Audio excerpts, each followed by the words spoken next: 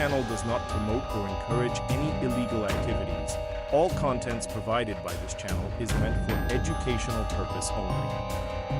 On February 3rd, 2025, what started as a routine call in Fairfax, Virginia quickly turned into a violent encounter that left a police officer injured. Here's what happened.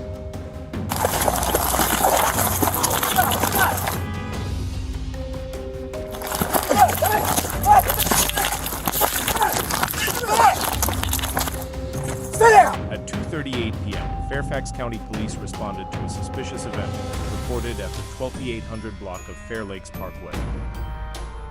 Dispatch received a call from an unknown individual claiming he had killed 2 people. You stuck? No. Give me your hand! When officers arrived and began investigating, the suspect, a 16-year-old male, suddenly ran toward an officer. Without warning, he assaulted the officer and stabbed him once in the upper body with a knife.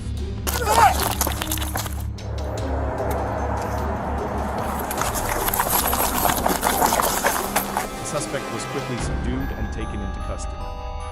The injured officer was rushed to a local hospital, but thankfully his injuries were non-life-threatening, and he has since been released. Authorities later confirmed that the 16-year-old was the caller who made the false claims about killing 2 people. The officer stabbed is a 6-year veteran assigned to the Fair Oaks district. The Major Crimes Bureau charged the teen with malicious wounding, and he remains in custody.